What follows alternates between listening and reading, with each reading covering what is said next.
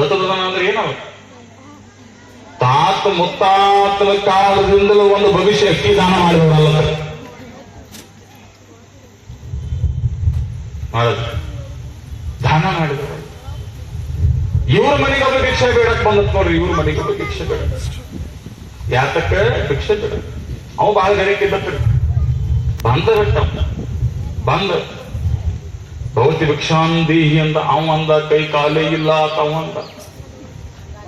ಕೈ ಕಾಲೇ ಇಲ್ಲ ಅಂದ್ರೆ ಅವ ಅಂದ ನಾಳೆ ಬರ್ತಾನ ಅಂದವ. ಏನು ಬಿಡಂಗಿಲ್ಲ ಅಂದವ. ನಾಳೆ ಬಂದ, ನಾಳದ್ ಬಂದ. ಹಿಂಗ 1 ತಿಂಗಳಾತು, 2 ತಿಂಗಳಾತೇವ. ಕಡೆಗೆ ಬ್ಯಾಸರ ಆತವಂಗ. ನೀವು ದಿವಸ ಬರಾಕತ್ತ, ನೀವು ಕೈಯಾಗಿನ್ ತಪ್ಸ್ಕೊಳ್ಬೇಕು. ನಾ ಹೆಂಡತಿಗೆ ಹೇಳಿದ್ದೆ ಹೊರಗೆ ಹೋಗ್ಯಾರ ಅಂತ ಹೇಳಿದ್ಲು, ಒಳಗದಾರ ಅಂತ ಹೇಳಿದ್ರು. ಏನೋ ಮಾಡಿ ದಿವಸ ತಪ್ಸ್ಕೊಳ್ತಿದ್ವಿ. ಇನ್ನು ನಾಳಿನ ನೀವು ನಮ್ಮ ಮನೆಗೆ ಬರಬಾರ್ದು. ಏನ್ ಮಾಡ್ಬೇಕು? ಹೆಂಡತಿಗಂದ ನೋಡು, ಅವ್ ನಾಳೆ ಭಿಕ್ಷೆಗೆ ಬರ್ತಾನ. ನಾಳೆ ಭಿಕ್ಷೆಗೆ ಬಂದಾನಂದ ಬಳಿಕ ನೀ ಹೇಳ್ಬೇಕು ಎಂತ ನಾಟಕ ಮಾಡ್ಬೇಕು ಅಂತಂದ್ರ, ನಾ ಸತ್ತಂಗ ನಾಟಕ ಮಾಡ್ಬೇಕು ನೀನು. ಇನ್ನು ನಾ ಸತ್ತನೆ ತಂದ ಬಳಿಕ ಅವ್ ನಮ್ಮ ಮನೆಗೆ ಬರೋದಿಲ್ಲ, ಹೋಗ್ಬಿಡ್ತಾನ.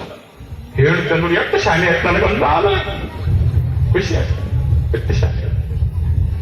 ಎಷ್ಟು ಶಾಲೆ ಆಯ್ತು ನನಗಂದ ಖುಷಿ ಆದ್ರು. ಮುಂಜಾನೆ ಬಂದ ಭವತಿ ಭಿಕ್ಷಾಂದೇಹಿ ಅಲ್ಲ. ಮುಂಜಾನೆ ಬಂದು ಭವತಿ ಭಿಕ್ಷಾಂದೇಹಿ ಅನ್ನೋ ಕಾಲಕ್ಕೆ ಲಕ್ಷ ಕೊಟ್ಟ ಕೇಳ್ಬೇಕ್ರವ. ಇಷ್ಟಾಗಿತ್ತು. ಹೆಣ್ಮಗಳು ಹೊರಗೆ ಬಂದಳು, ಶರಗ ತಗೊಂಡು ಯಪ್ಪ ನನಗಂತೂ ಹೋಗ್ಯಾರ. ಅವ್ನು ಕೇಳ್ದೆ ಏನು ಹೊರಗೆ ಹೋಗ್ಯಾನ, ಪ್ಯಾಟಿಗೆ ಹೋಗ್ಯಾನ ಅಂತಂದ. ಹೊರಗೂ ಹೋಗಿಲ್ರಿ, ಪ್ಯಾಟಿಗೆ ಹೋಗಿಲ್ರಿ, ಮ್ಯಾಲ ಹೋಗ್ಯಾನ. ಇವನ್ ತಗಿ ಮ್ಯಾಲ ಹೋದ. ಹ್ಞೂ ರೀ, ಹರಿಯಾಗಿ ಎಲ್ಲ ಆರಾಮಿದ್ರಿ. ಚಹಾ ಕುಡಿತಕ್ಕ ಚಂದಿದ್ರಿ. ಚಹಾ ಕುಡಿದ್ರಿ, ಬಿಸ್ಕೊಟ್ ತಿಂದ್ರಿ, ಹಿಂಗ್ ಕೂತಿದ್ರಿ, ಹಿಂಗ್ ಹೊಳೆ ಬಿಟ್ರಿ ನೋಡ್ರಿ. ಹೌದಯ್ಯವ, ಹೌದು ಪಾಪ ಅವಂಗೂ ದುಃಖ ಆತ್ರಿ. ಹಿಂಗ ಹೊರಗೆ ಹೋದಂಗ್ ಮಾಡಿದ. ಆಕಿ ಒಳಗೆ ಹೋಗಿ ಎಬ್ಸಕ್ ಹೋದ್ರು. ರೀ ನಮ್ಮ ಮನೆಗೆ ಭಿಕ್ಷೆಗೆ ಬಂದವ ಹೋದ್ರಿ, ನೀವು ಸತ್ತಿರತ್ ಹೋದ್ರಿ ಅಂತಂದು ಹೇಳಿದ್ರು. ಅವ್ ಇನ್ನೇನು ಕಣ್ಣು ತೆಗಿಬೇಕು, ಅವ್ ಬಾಗ್ಲ ಹೊಡೆದು ಬಿಟ್ಟ. ಹೊರ ಹೋಗಿ ಕೇಳ್ತಾಳೆ, ಯಾಕ್ರಿ ಮತ್ತೆ ಬಂದ್ರಿ? ಏನಿಲ್ಲ, ನಿನ್ನ ಗಂಡ ನಮ್ಮ ಭಕ್ತವ, ಅವ ಸತ್ತ ಬರಕ್ ಹಂಗ ಹೋಗಂಗಿಲ್ಲ, ಮಣ್ಣು ಕೊಟ್ಟು ಹೋಗವ ಅಂದಿಲ್ಲ.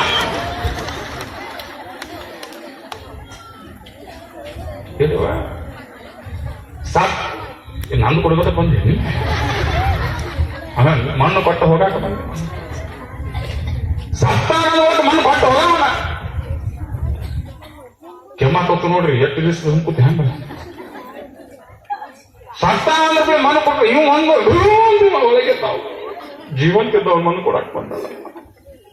ಲಕ್ಷ ಕೊಟ್ಟು ಕೇಳಬೇಕವ, ಮಣ್ಣು ಕೊಟ್ಟು ಹೋಗ್ತಾನಂತಂದ. ಅವಂದ ತಂಗಿ ನೀ ಚಿಂತೆ ಮಾಡಕ್ ಹೋಗ್ಬೇಡ, ಇಂಥ ಬಾಳ ಮಣ್ಣು ಕೊಟ್ಟಲ್ಲ.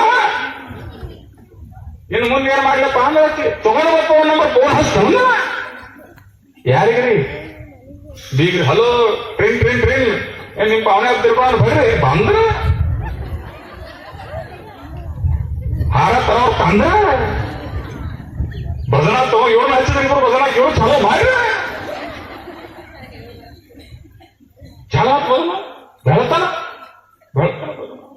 ಇನ್ನು ಭಜನಾ ಹಚ್ಚಿರ ಹಂಗ ಇರಂಗಿಲ್ಲ. ಬೆಳತನ ಇಟ್ಟಿರ್ತಾರಲ್ಲ, ಬೆಳತನ ಇಟ್ಟ ಕಾಲಕ್ಕೆ ಏನ್ ಮಾಡ್ತಾರ? ನಾಷ್ಟಾ ಫಸ್ಟ ಮಾಡ್ತಾರ. ನಾಷ್ಟಾ ಫಸ್ಟ. ಮತ್ತೆ ಇವ್ ಬಹಳ ಶ್ರೀಮಂತ ಮನುಷ್ಯ. ಅವ್ರ ಊರಾಗಿನವ್ರು ಅಂದ್ರು, ಕಿಮ್ಮತ್ತಿನ ಮನುಷ್ಯ ಅದಲ್ಲ. ದೊಡ್ಡ ಮಂದಿ ಬಂದೈತಿ, ದೊಡ್ಡ ಮಂದಿ ಬಂದೈತಿ ಅಂದ ಬಳಿಕ ಏನ್ ಮಾಡೋಣ ಅಂತಂದ್ರೆ, ನಾಷ್ಟಾ ಮಾಡಿಸ್ಬೇಕು. ಎಂತ ನಾಷ್ಟಾ ಮಾಡಿಸ್ನು ಅಂತಂದ್ರ ಗೋಡಂಬಿ, ಮುನುಕ, ಯಾಲಕ್ಕಿ ಇವನ್ನೆಲ್ಲ ಹಾಕಿ ಚಲೋ ತುಪ್ಪದಾಗ ಕುದಿಸಿ ಉಪ್ಪಿಟ್ಟು ಮಾಡಿಸ್ನು ಅಂದ್ರು. ಇವ್ ಒಂದು ತುಪ್ಪದಾಗಿನ ಉಪ್ಪಿಟ್ಟು ಯಾವ ಗಟ್ಟಿ ಹಾಲಿನಾಗಿನ ಚಾ. ನೀವು ಅಟ್ಟ ಹಿಂಗ್ ನೋಡೋ, ಅಟ್ಟ ನೋಡ್ಕೊಂಡು ಹೊಟ್ಟೆ ಒಳಗೆ ಚಾಲ ಬೇಕಿ ಚಾಲ ಆಗಿತ್ತು. ನಾವು ಯಾರಿಗೆ ನಾನು ಮಾಡಿದವರಲ್ರಿ. ಅವ್ರು ತುಪ್ಪದಾಗಿ ನುಪ್ಪಿಟ್ಟು ತಡೆಯವ್ರ ಮಂದಿ ಸಿಕ್ಕಿತ್ತು. ಇವಾಗ ಲಕ್ಷ ಕೊಟ್ಟು ಕೇಳ್ರಿ, ಹೆಂಡತಿ ಬಣ್ಣ ನಾಕತ್ತಾಳ್ರಿ, ಯಾಕೋ ಬೇರೆ ಆಗ್ಲಕ್ಕತ್ತಿದ್ರಿ. ಅವ್ ಒಂದು 10 ರೂಪಾಯಿ ಕೊಟ್ಟು ಬಿಡಕ್ರಿ ನೀವು ಹೇಳ್ರಿ ಅಂತಂದ್ರೆ ಅವ್ ಒಂದ 10 ರೂಪಾಯಿ ಅಲ್ಲ, 20 ರೂಪಾಯಿ ಅಲ್ಲ, 1 ರೂಪಾಯಿ ಕೊಡಂಗಿಲ್ಲ. ನಾವು 10 ಸಾಯವಾಗ್ಲಕ್ಕ ಒಂದು 10 ಪೈಸೆ ಕೊಡಂಗಿಲ್ಲ ಅಂದ. ಇಟ್ಟಾತು, ಕತ್ತು ಮುಗಿತ್ತು, ಬೆಳಕಾತು, ತಗೊಂಡ್ ನಡೆದ್ರಲ್ರಿ. ಏನದು ಟ್ಯಾಂಕ್ ಚಾಲೋ ಆಟ ರಿಂಗ್ಟ ಮಾಡೋದು. ಕಡೆಗೆ ಅದೊಂದ ರಿಂಗ್ಟೌನ್ ಕೇಳ್ಕೊತ ಹೋಗುದು. ಎಲ್ಲ ಬಂದ್ರು ಅದನ್ನ ಕುಣಿಸ್ತಾರಲ್ಲ ಪಾಲ್ಕ್ಯಾಗ ಕುಣಿಸಿರ್ತಾರ. ಹಿಂಗ್ ಮಾಡಿ ಚಂದ ಮಾಡ್ತಿರ್ತಕ್ಕದ್ದು. ಏನದನ್ನ ಏನು ಒಯ್ಯಾಕತ್ತಿಲ್ಲ, ಅರ್ಧ ಕಟ್ಟಿರ್ತಾರ. ನಾ ಏನು ಏನು ಏನು ನೀವು ಹೇಳ್ತೀರಿ ಈಗ ಹಂಗೆ ತಗೊಂಡ್ರು ಹೇಳಿ ಕಂದಳು ಬಾಜುಕ್ ಬಂದಳು ಕುಡಿಸ್ಲಕತ್ತಾರ್ರಿ ಇನ್ನರಿ ಹೇಳ್ರಿ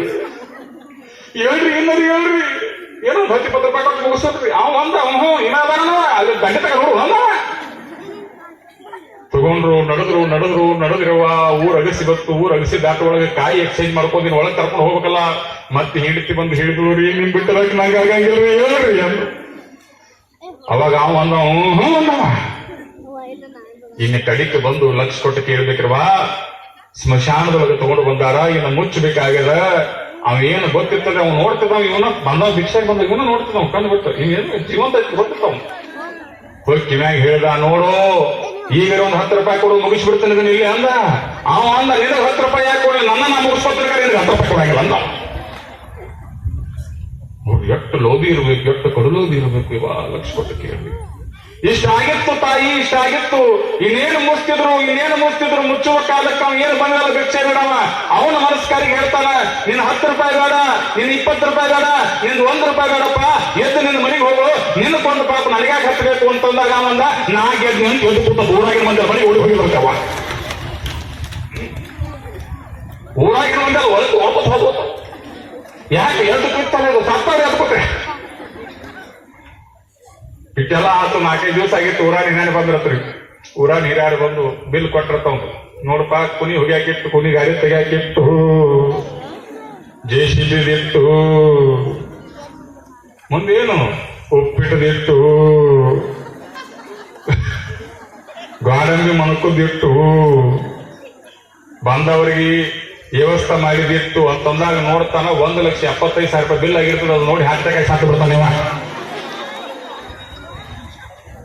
ಅದಕ್ಕಾಗಿ ಶರಣ ಹೇಳ್ತಾರೆ ಅನ್ನದೊಳಗೊಂದಗಳು ಹೊನ್ನಿನೊಳಗೊಂದೇವೆ ವಸ್ತ್ರದೊಳಗೊಂದೇವೆ ಇಂದಿಂಗೆ ನಾಳಿಗೆ ಎಂದರೆ ನಿಮ್ಮ ಪ್ರಮತನಾನೆ ಕೂಡಲ ಸಂಗಮನ ಶರಣರಿಗಲ್ಲದೆ ಮತ್ತೊಂದು ಕಲ್ಲ ಕೂಡಲ ಸಂಗಮ ದೇವರ ಶರಣೆ ಕೊಟ್ಟು ತನುವ ಬೇಡಿದಡಿವೆ ಮನವ ಬೇಡಿದಡಿವೆ ಧನವ ಬೇಡಿದಡಿವೆ ನಿಮ್ಮ ಶರಣರಿಗೆ ನಮ್ಮ ಶರಣರು ಏನು ಬೇಡ್ತಾರಲ್ಲ ತನು ಬೇಡ್ತಾರ ಶರೀರವನ್ನು ಅವ್ರ ಪಾದಕ್ಕೆ ಅರ್ಪಿಸ್ತೀವಿ ಮನ ಬೇಡ್ತಾರ ಮನವನ್ನು ಅವ್ರ ಪಾದಕ್ಕೆ ಅರ್ಪಿಸ್ತೀವಿ ನಾನು ಗಳಿಸಿರುವ ಎಲ್ಲ ಧನವನ್ನ ಶರಣ ಪಾದಕ್ಕೆ ಅರ್ಪಿಸ್ತೀವಿ ಅಂತೇಳಿ ಶರಣರೊಳಗೆ ದೇವರನ್ನ ಕಂಡವರು ಯಾರಾದ್ರಿದ್ರೆ ಅದು ಅನ್ಯ ಬಸವಣ್ಣನವರು ಅಂತ ನೀವೆಲ್ಲ ತಿಳ್ಕೊಳ್ಬೇಕು ಅದಕ್ಕಾಗಿ ಅವರ ಹೆಸರನ್ನು ನಾವು ಸ್ಮರಿಸ್ತಾ ಇದ್ದೇವೆ ಅವರ ಹೆಸರನ್ನ ನೆನೆಸ್ತಾ ಇದ್ದೀವಿ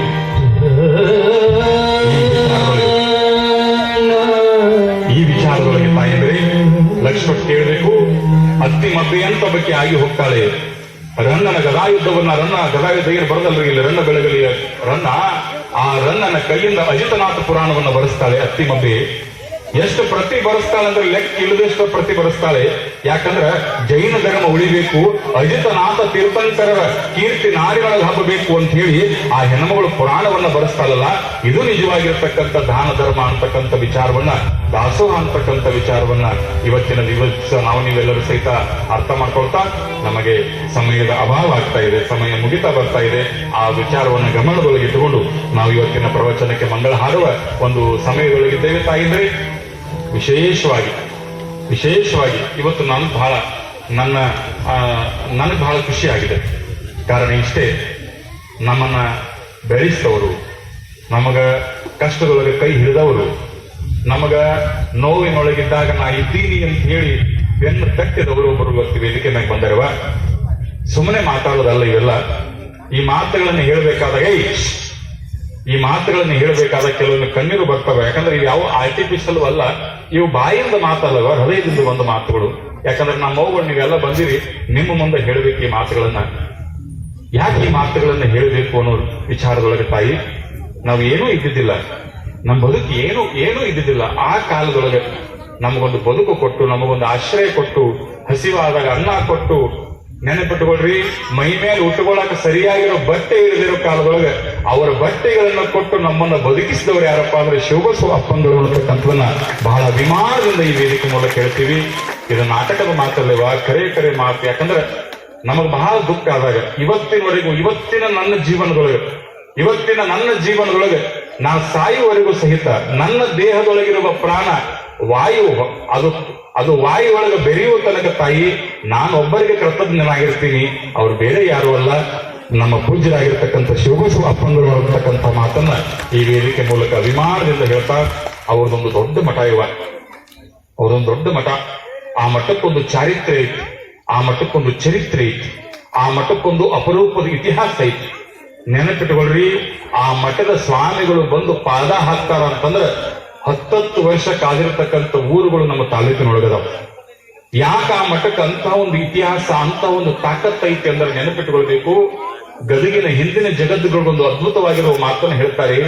ಕಾಶಿಗೆ ಹೋಗಿ ಕೊಸರಬೇಡ್ರಿ ತಮ್ಮ, ಕಾಶಿ ಎಂಬುದು ಬಹಳ ದೂರದ, ಕನ್ನಡದೊಳಗೊಂದು ಕಾಶಿ ಅದ. ಆ ಕಾಶಿ ಬೇರೆ ಯಾರೂ ಅಲ್ಲ, ಬೇರೆ ಯಾವ ಊರು ಅಲ್ಲ, ಕನ್ನಡದೊಳಗಿರುವ ಕಾಶಿ ಅದು ಬೆಳಗಾವಿ ಜಿಲ್ಲೆ ಅಥಣಿ ಒಳಗಿರತಕ್ಕಂಥ ಗಚ್ಚಲ ಮಠವೇ ಕನ್ನಡದ ಕಾಶಿ. ಅಲ್ಲಿರ್ತಕ್ಕಂಥ ಪೂಜ್ಯ ಮುರುಗೇಂದ್ರ ಶಿವಯೋಗಿಗಳೇ ಕಾಶಿ ವಿಶ್ವನಾಥನನ್ನೂ ಮೀರಿಸಬಲ್ಲವರು ಕನ್ನಡದೊಳಗ ಮುರುಗೇಂದ್ರ ಶಿವಯೋಗಿಗಳು ಅಂತಕ್ಕಂಥ ಮಾತನ್ನು ಹೇಳ್ತಾರೆ. ಬರೇ ವಿಶ್ವನಾಥನನ್ನ ಮೀರಿಸೋರಲ್ಲ, ವಿಶ್ವನಾಥ ನಿಮ್ಮ ಜೊತೆ ಮಾತಾಡ್ತಾನೆ ಇಲ್ಲೋ ಗೊತ್ತಿಲ್ಲ, ಅಥಣಿಯ ಗಚ್ಚಿನ ಮಟ್ಟಕ್ಕೆ ಹೋದ್ರೆ ಅಥಣಿಯ ಮುರುಗೇಂದ್ರ ಶಿವಯೋಗಿಗಳು ನಿಮ್ಮ ಜೊತೆ ಮಾತಾಡ್ತಾರೆ ಅನ್ನತಕ್ಕಂಥ ಮಾತನ್ನ ಗದಗಿನ ಜಗದವರು ಹೇಳಿದ್ರು. ನೀವೇನಾದ್ರೂ ಪ್ರಶ್ನೆ ಮಾಡ್ಬೇಕಾಗಿದ್ರೆ ಅವ್ರನ್ನ ಮಾಡ್ಬೇಕು. ಇದು ಮಾತನ್ನ ಅವ್ರು ಹೇಳ್ಯಾರ, ಸುಳ್ಳು ಮಾತಲ್ಲ. ಅಷ್ಟ ಅಲ್ಲೇವ, ಇವತ್ತು ಅಥಣಿಯಿಂದ ಬಸ್ಗಳು ಹೋಗ್ತಾವ ಹಾವೇರಿ, ದಾವಣಗೆರೆ ಮತ್ತು ಹರಿಹರ, ರಾಣೆಬೆನ್ನೂರು ಅನ್ನರ. ಅಥಣಿಯಿಂದ ಬಸ್ಗಳು ಹೋಗ್ತಾವೆ ಹಾವೇರಿ, ರಾಣೆಬೆನ್ನೂರು, ಗದಗ ಈ ಕಡೆಲ್ಲ ಬಸ್ಗಳು ಹೋದ್ರ ಲಕ್ಷ ಕೊಟ್ಟು ಕೇಳ್ರಿ. ಇವತ್ತಿಗೂ ದಾವಣಗೆರೆ ಒಳಗ ಅಥಣಿ ಬಸ್ಸಿಗೆ ಟೈರ್ಗೆ ನಮಸ್ಕಾರ ಮಾಡ್ತಕ್ಕಂಥ ಭಕ್ತರವರ. ಯಾಕೆ ಅಥಣಿ ಟೈರ್ ಬಸ್ಸಿಗೆ ನಮಸ್ಕಾರ ಮಾಡ್ತಾರಂತಂದ್ರ ಇದು ಗಚ್ಚಿನ ಮಠದ ಅಥಣಿಯಿಂದ ಮುರುಗೇಂದ್ರ ಶಿವಗಳ ಊರಿಂದ ಬಂದೈತಿ ಅಂತ ತಿಳ್ಕೊಂಡು ಆ ಬಸ್ಸಿಗೆ ನಮಸ್ಕಾರ ಮಾಡ್ತಾರೆ, ಟೈರಿಗೆ. ಇವತ್ತಿಗೂ ನಾವು ನೋಡಿ ಕಣ್ತುಂಬ ಅಂತ ಮಹಾಸ್ವಾಮಿಗಳು ಇವತ್ತಿನ ದಿವಸ ಆಗಮಿಸಿದ್ದಾರೆ. ಪೂಜ್ಯ ಆನಂದ ದೇವರು, ನಮ್ಮ ಆನಂದ ದೇವರು ಆಧ್ಯಾತ್ಮಿಕವಾಗಿರುವ ಸಾಧನೆಯ, ಆ ಶಿವಯೋಗ ಮಂದಿರದ ಸಾಧನೆಯ ಆ ಎಲ್ಲವನ್ನ ಮುಗಿಸ್ಕೊಂಡು 2 ವರ್ಷಗಳ ಕಾಲ ಯಾರ ಆಶ್ರಯದೊಳಗಿದ್ರಪ್ಪ ಅಂದ್ರೆ ಪೂಜ್ಯ ಶಿವಬಸವ ಮಹಾಸ್ವಾಮಿಗಳ ಆಶ್ರಯದೊಳಗಿದ್ರು ಅನ್ನತಕ್ಕಂಥನ್ನ ತಿಳ್ಕೊಂಡು ಅಲ್ಲಿ ಅಥಣಿಯ ಅಪ್ಪ ಮುರುಗೇಂದ್ರ ಶಿವಯೋಗಿಗಳ ಗದ್ದಿಗೆ ಸೇವಾ ಮಾಡಿದ್ರು.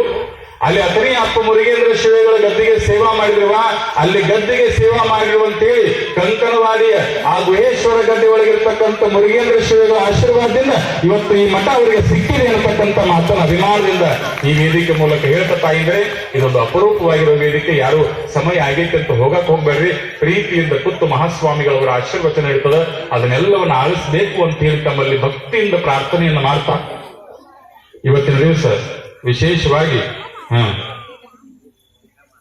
ಪ್ರಸಾದ ವ್ಯವಸ್ಥೆಯನ್ನ ಇವಾಗ ಪುಂಡಿಪಲ್ಲಿ ಮಾಡ್ಕೊಂಡ್ ಬಂದಿದ್ದಾರೆ. ಇವತ್ತು ಏನ್ ಚಲೋ ಪುಂಡಿಪಲ್ಲಿ.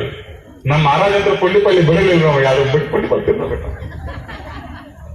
ಪುಂಡಿಪಲ್ಲಿ ನಮಗೂ ಪುಂಡಿಪಲ್ಲಿ ಉಣಿಸಿದ್ರು. ಇವ ಎಷ್ಟು ಪ್ರೇಮದಿಂದ ರೊಟ್ಟಿ, ಕಿಚ್ಚಿಗೆ ಹಚ್ಚಿದ ರೊಟ್ಟಿ, ಯವ ಯವ ಯವ ಏನ್ ಹೇಳ್ತೀರಿ, ಮಾವಿನಕಾಯಿ ಚಟ್ಟ ಬಾಯಾಗಿ ನೀರು ಬಂದಬಿಟ್ಟು. ಇಂತಹ ಅದ್ಭುತವಾಗಿರೋ ಪ್ರಸಾದವನ್ನು ಮುಂಜಾನೆ 2-3 ಜನ ಮತ್ತೆ ಇಡ್ಲಿ ದೋಸೆ ಮಾಡ್ಕೊಂಬಂದ್. ಯಾರು ಇಡ್ಲಿ ಮಾಡ್ಕೊಂಬಂದಾರ ನಮ್ಮ ಹಿರೇಮಠಮ್ಮವರು, ಸುಧಾ ಹಿರೇಮಠ ಅಕ್ಕೋರು ಐತಲ್ಲ. ಮುಂಜಾನೆ ಪ್ರಸಾದಕ್ಕಿರ್ಲಿ ಅಂತೇಳಿ ಎಲ್ಲ ಸ್ವಾಮಿಗಳಿಗೆ ಮೆದುವಾದ ಮಲ್ಲಿಗೆ ಹೂವಿನಂತ ಇಡ್ಲಿ, ಅದ್ರೊಳಗ ಏನ್ರಿ ವಡ ಅವೆಲ್ಲ ಮಾಡ್ಕೊಂಬಂದ್ರೆ ಅವ್ರಿಗೊಂದು ಜೋರಾದ ಚಪ್ಪಾಳಿ ಹೇಳ್ತಾ ಅಭಿನಂದನೆ ಸಲ್ಲಿಸ್ರಿ. ಇನ್ನು ಮಧ್ಯಾಹ್ನ ಸಹಿತ ಪ್ರಸಾದ ಮಾಡ್ಕೊಂಡ್ ಬಂದ್ರೆ ಅವ್ರು ಹೇಳಿದ್ರು, ನಮ್ಮ ಹೆಸರು ಹೇಳ್ಬೇಕಪ್ಪ, ನಾವು ಭಕ್ತಿಯಿಂದ ಸೇವೆ ಮಾಡ್ಕೊಂಡ್ ಬಂದಿವತ್ತಂದ್ರು. ಆ ತಾಯಿಯವರಿಗೂ ಸಹಿತ ಪೂಜ್ಯ ಮುರುಗೇಂದ್ರ ಶಿವಗಳು ಹಾಗೂ ಪರಮಾರಾಧ್ಯ ಕುಮಾರೇಶ್ವರರು ಆಯುರಾರೋಗ್ಯ ಭೋಗ ಭಾಗ್ಯಗಳನ್ನು ಕೊಟ್ಟು ಕರುಣಿಸಲಿ ಅಂತ ಹೇಳ್ತಾ ಈ ಒಂದು ಪ್ರವಚನಕ್ಕೆ ಇವತ್ತು ನಾವು ಮಂಗಲ ಹಾಡಬೇಕಾಗಿದೆ. ತಾಯಿಂದ್ರೆ ನಾಳೆ ಸರಿಯಾಗಿ ಪ್ರವಚನ 7 ಗಂಟೆಗೆ ಆರಂಭವಾಗ್ತದೆ. ಆರಂಭವಾಗಿರುವ ಸಮಯಕ್ಕೆ ತಾವೆಲ್ಲರೂ ಪ್ರವಚನಕ್ಕೆ ಬಂದು ಕಾರ್ಯಕ್ರಮವನ್ನು ಯಶಸ್ವಿಗೊಳಿಸಬೇಕು. ಇವತ್ತು 8 ದಿವಸದ ನಂಟು ಪ್ರಾರಂಭವಾಗ್ತಾ ಇದೆ. ಇನ್ನೂ ಒಂದು 8 ದಿವಸ